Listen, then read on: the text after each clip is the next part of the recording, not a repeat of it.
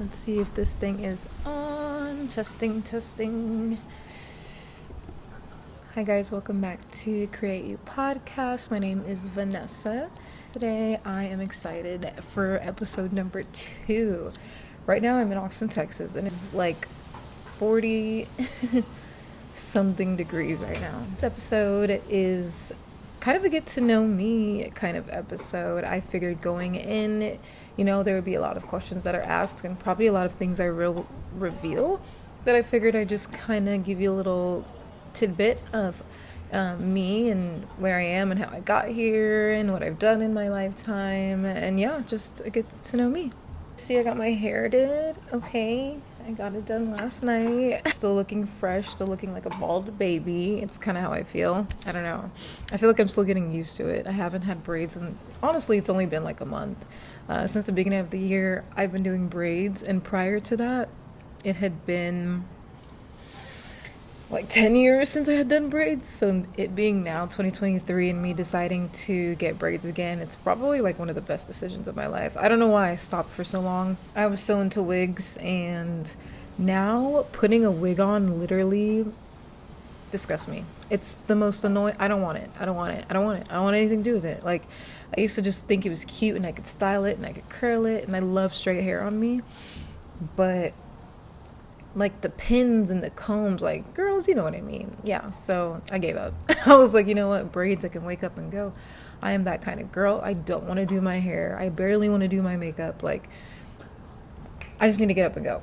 That's what I need in my life, okay? I really had to wipe my lips. You know when you put too much lip gloss on, you get to talking, and then you get that like white film. Oh, gross. Let's not talk about it. Yeah, but I'm currently in Austin right now. It's where I live for the time being. I grew up in Austin, and you guys, it's getting cold and I'm not ready. It's sweater weather. I'm not ready. And actually, the room that I normally film in, this guy always comes in right when I'm filming, and it's the most annoying, low-key, uncomfortable thing ever. And it pisses me off because it's like right when I'm about to start or I'm in the middle of a conversation. And when he comes in, he does like meetings. It's just awkward. So I always feel obligated to leave. I shouldn't have to. But like at this point, I give up. Like, I'm not fighting for the room. It's literally just me and him in it. But like having him in the background is not going to be sufficient for this podcast. Okay. So yeah, I dipped. So I'm sitting outside. It's a Monday. This particular place I'm in, it's like a bar/park. And they only keep one room open Mondays and Tuesdays, and the other rooms are closed, which sucks. So I'm outside right now, and I'm freezing my ass off. But I'm doing it for the pod, okay? Everything's okay. So like I said, this podcast is going to be for, an insight on me and my life. I'm going to take this gum out my mouth because, quite frankly, I'm over it. And if you keep hearing me sniffling and stuff, it's because it's freaking cold. And I personally don't do well in the cold. I feel like when I get, I almost said when I get older, oh my gosh. And in less than a year, I will be moving somewhere that's predominantly warm, okay? I grew up in Africa, Nigeria to be specific, and is he leaving? Oh, no, that's a different dude. Nigeria to be specific, and like, honestly, me and the cold, we just don't. I could do a week. Maybe 2 if I'm like visiting a new place, but like I refuse to live in the cold. It's not for me. I don't do well. I can't function. It's a no for me. Anyway, let me get on. I kind of wrote little notes out to kind of give you guys an insight. Not that my life is interesting anyway, but I do tell people I could write a book. I feel like everybody's story different, and I really feel like everybody could write a book on their life if they wanted to, and people are always fascinated with my story. I'm just like, in my head, I'm like, it's not that deep. But when you tell other people, they're like, oh my gosh, can't believe you've been through that.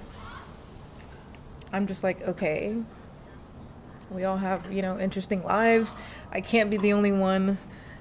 So I just never see it that way. But let's start off with my name, Vanessa. My name is Vanessa Okori. I am Nigerian. Once again, I think I said that in my last video. I am 29. I'll be 30 in May. Taurus gang, okay? And I'm pretty excited. I can't wait to turn 30. I'm not one of those people who dread getting older. I have, for the longest, always remembered wanting to get older. Like, I just grew up with older people around me, so being young always sucked. Like, I just felt like I couldn't do anything I wanted. And my mother is super overprotective, so it just made things more claustrophobic when growing up. But seeing older people get to do what they want and make their own decisions, I think the only thing that, scared people about growing up is like paying your own bills, but that doesn't bother me. Like, as long as I'm making the money and I'm paying my bills on time and I'm being responsible, which I know even in adulthood that's complicated, I'm fine. Yeah, that's how I've always seen it. I was born in the US and I left the US, Texas to be specific, when I was 11. Went to Nigeria, stayed over there with my mom and siblings. That's a whole nother story. But let's just say we were there for longer than we thought we were going to be.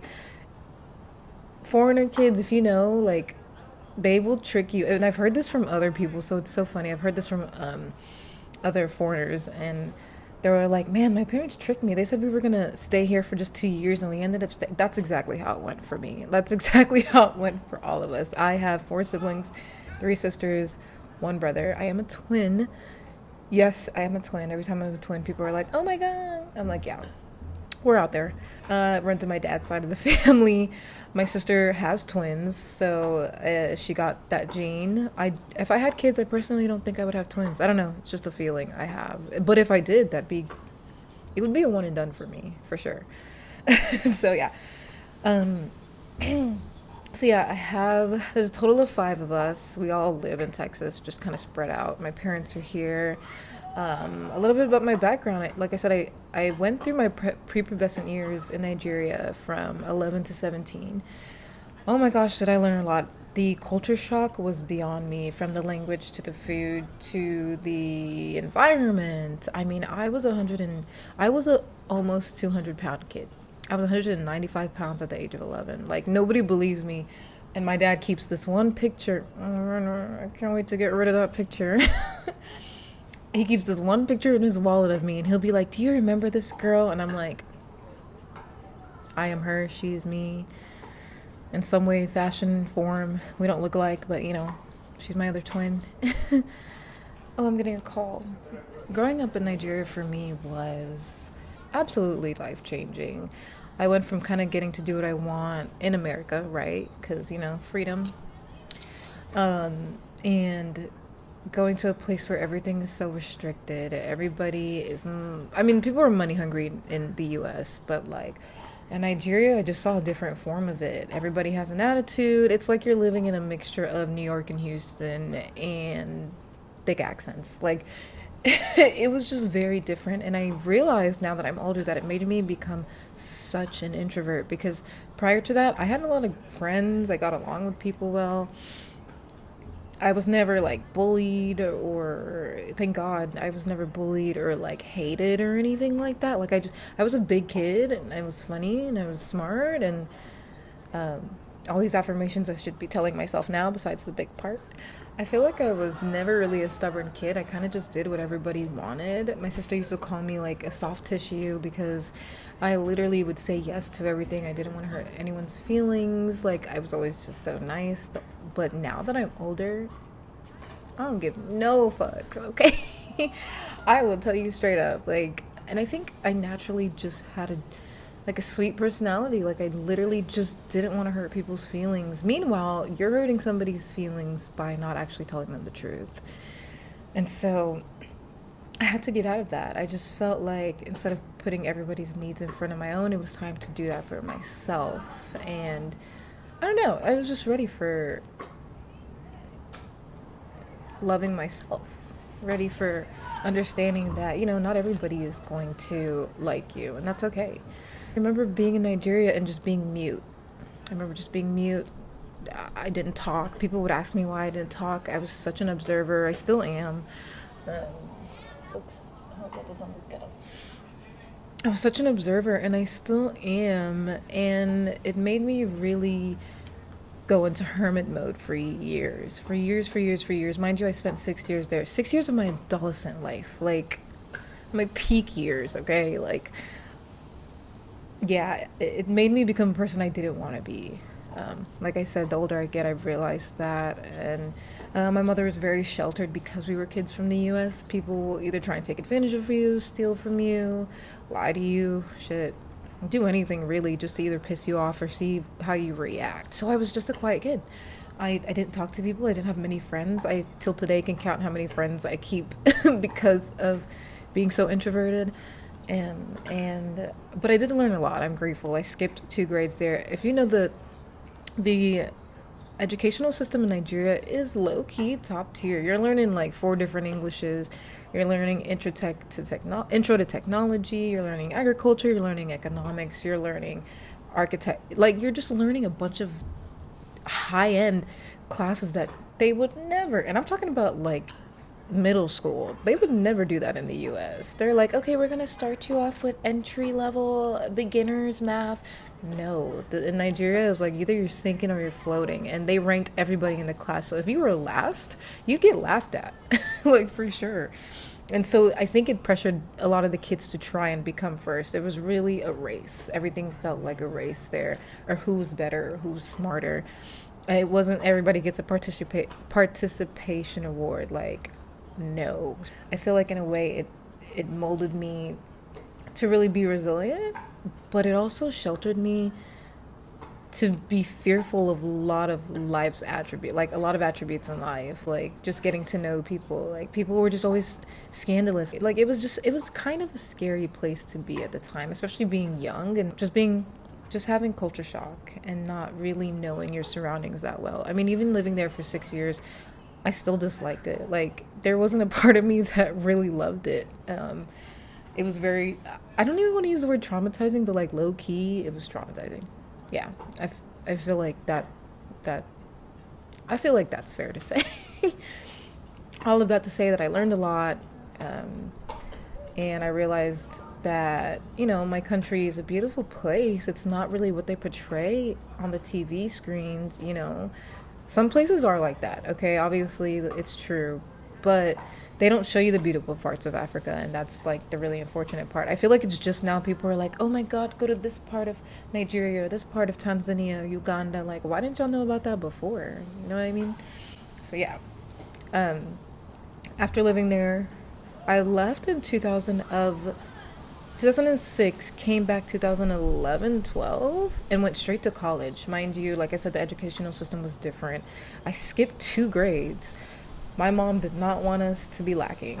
She made sure that we surpassed everybody and tried to do well, just so people here in America could say that they're doing great. And I feel like that hindered me a lot in my education because it just felt like a constant rush. Everything was rushed. Oh, you have to do this. Oh, you have to skip this grade. Oh, you have to learn how to do this even though you haven't learned it in the past. It was just a lot. And looking back, I'm like, man, that didn't help me at all. I took just as long to finish my bachelor's when I got to America, and even longer. Well, not that long to finish my master's, but I should have finished in a year, and I finished in a year and a half. So I just felt like those things really hindered my growth, even though I think my mom's had good intentions in having us like test out of those grades. Yeah, so I don't know. I still just feel like every kid is not the same, and you should let them run their course. And just because you want them to do something or excel more than others doesn't mean you should rush them. And I just really learned that that is not what I would do for my kids if I had them. So I was in Nigeria for 6 years, finally came back to the US 2011, 2012, went straight to college at 17. Went to ACC, a community college in Austin. It was great. We met a lot of Nigerians that were kind of in the same situation as us. I was there for 2.5 years. And then I transferred to a 4-year college, Concordia University, where I had many degree changes. I went from economics to, I think, athletic training, from athletic training to, nursing. I did nursing at one point, hated it. Hated it. And then finally, I was coming up on my like 5th year of college, and I was like, bruh, I gotta get out of here. Like, I'm spending all this money, I'm wasting all this time, like, and I don't even know what I'm gonna do with my life after this. So I basically they told me, okay, well, or my advisor was like, well, you could do 2 months and graduate by summer with your bachelor's in kinesiology, or you could wait 4 to 6 months and do physical therapy. And I was like, give me the 2 months, doctor. Give me, I'll take the two, please. Like, I was like, just give me the two. I need to get out of here. Like, this is ridiculous. I did not want to be in school anymore. It really came to a point where I was like, I'm not going to pass my classes if I stay here any longer. I have nothing else to give. And so, yes, the smarter decision would have been to stay and do physical therapy, but your girl was burnt out. I was burnt out. I don't know. I wasn't feeling it. I did graduate with my bachelor's in kinesiology. After I graduated, I kind of knew, especially living in a Nigerian household, that that wasn't it. My mom was like, so when are you getting your doctorates? When are you getting your master's? And I was just like, oh my God. Like, even for my graduation, my bachelor's, I was not that excited. I was excited. I was happy for that milestone I had reached. But I'm one of those kids who were like, yo, can I just like get the diploma and we just go out or something? I didn't want to even do anything. If not for the type of family I have. I was like, sure, let me walk the stage, take a picture, we can go out to eat after, whatever. But like, dead ass, I was ready to like not even walk. Like, I did not care. Part of me felt like, well, this isn't it. Like, I have more to do. But what I should have done was be happy and be in the moment of even just getting a bachelor's, which a lot of people don't do.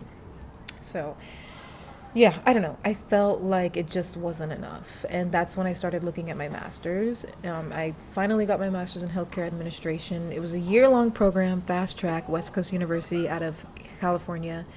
I was like, heck yeah. I took out more loans. I graduated in a year and a half, well, a year and 3 months instead of a year, because I actually failed my last semester, the very last sector I had of that class or that course. And I almost gave up on that. I was like, oh my goodness, I just pushed through. I was like, I can't spend all this money and not freaking graduate. This is ridiculous. Like, yeah, it was wild, but it was a good experience as well.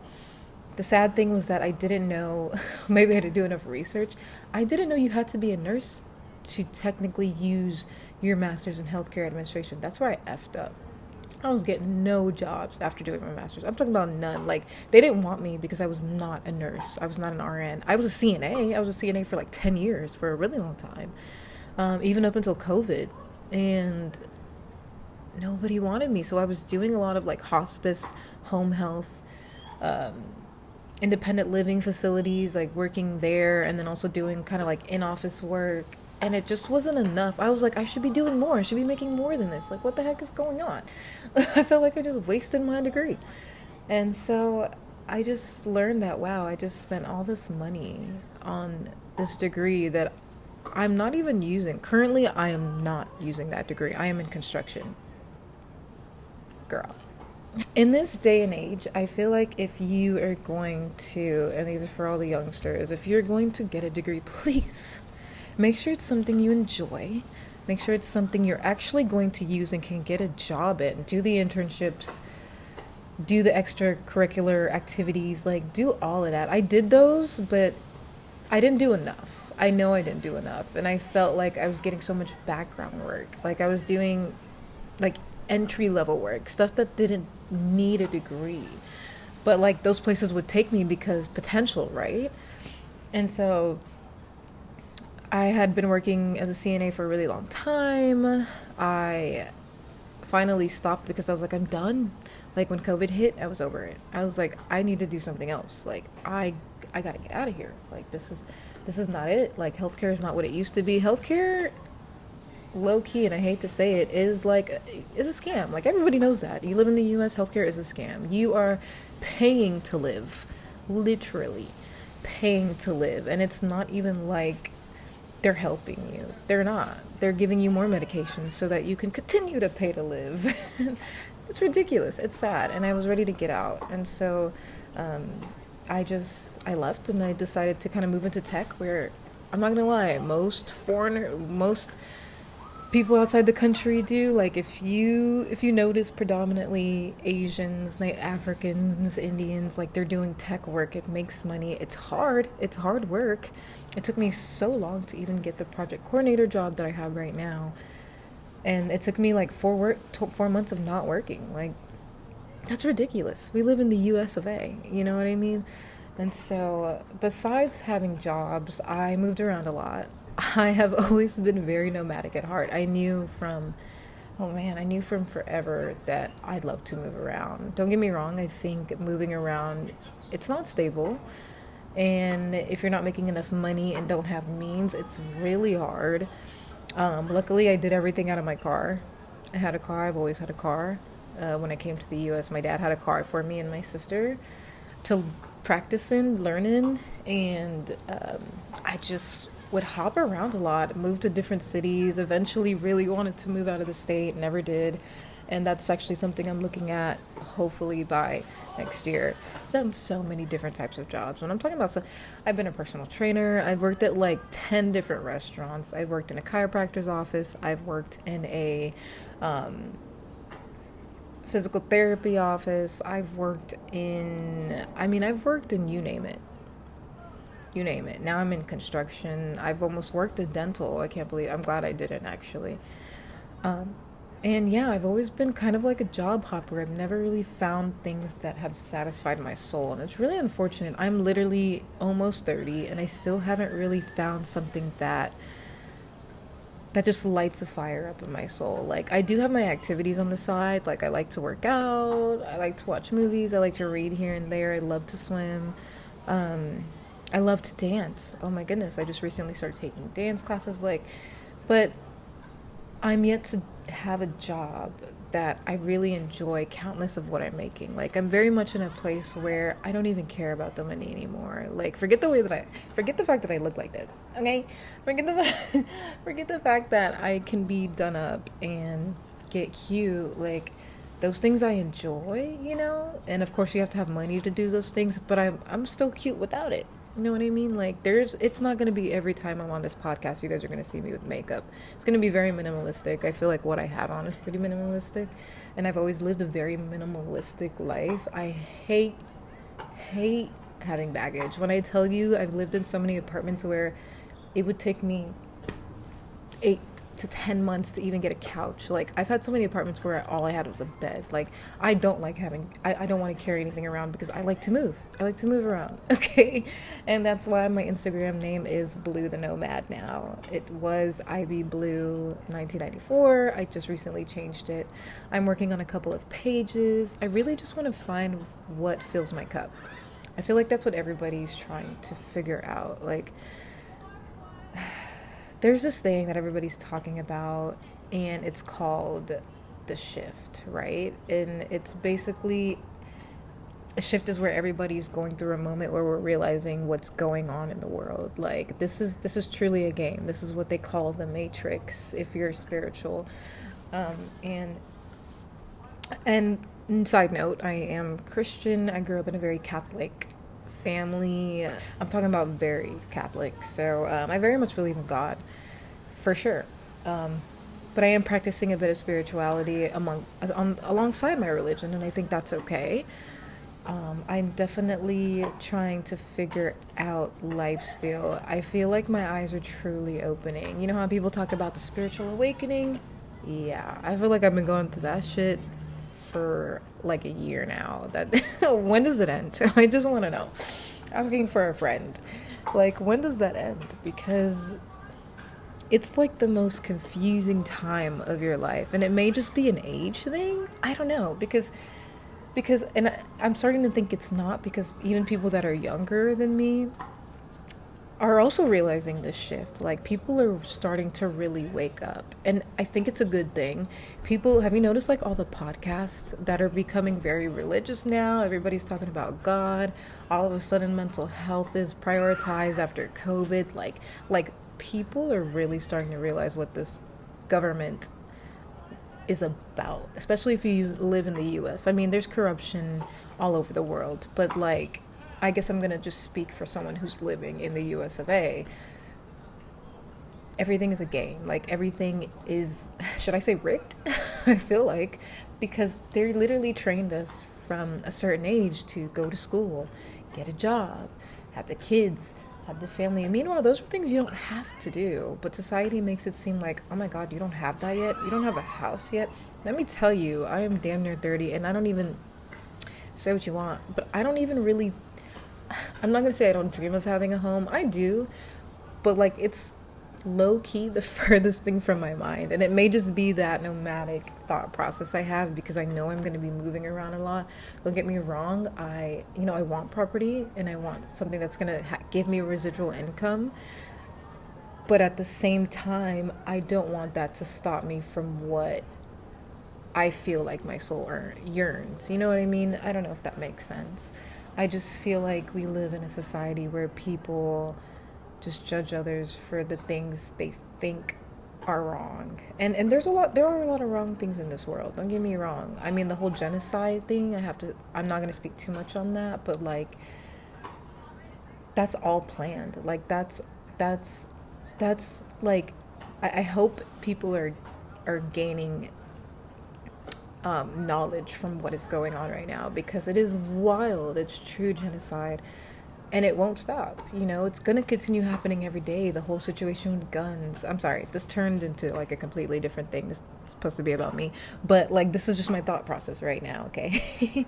And I just feel like I'm very much in a place where, oh my gosh, like I can't believe I feel so confused. Like I feel so confused. I feel like I'm just realizing what's going on. Like what took me so long to really see what this world is made of. Like what took me so long to really realize that we are all literally one. Like energy. We are all energy.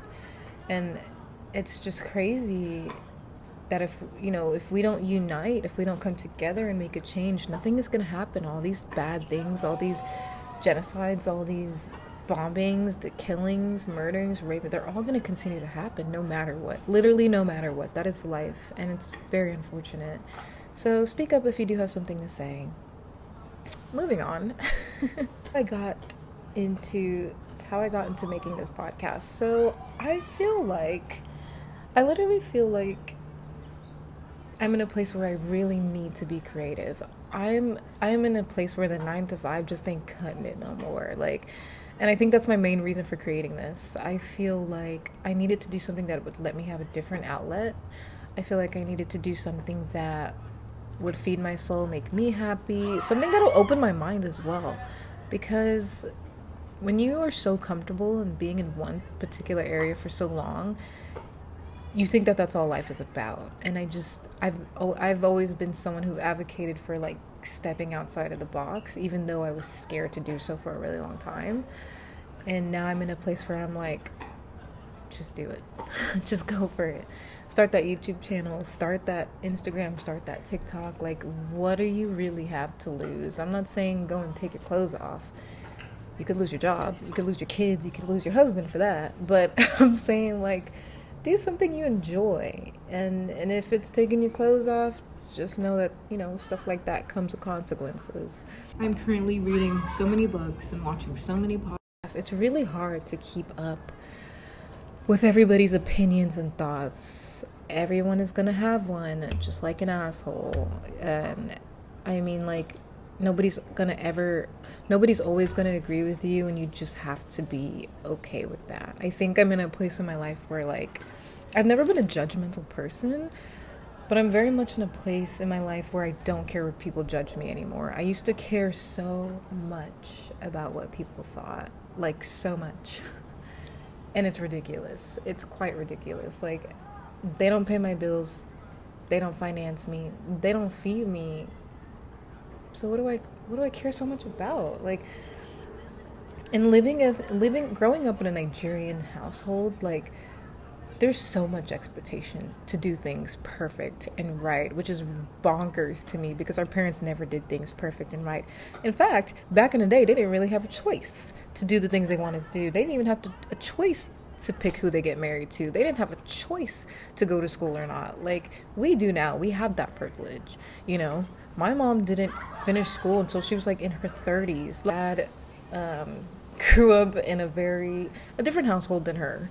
And all the kids went to school, and he was just really, really smart out of 10 kids, and lived in London, got a scholarship, went to University of A&M, Alabama. He did all the things. And, some people have that privilege and some people just don't. But it is what you make it.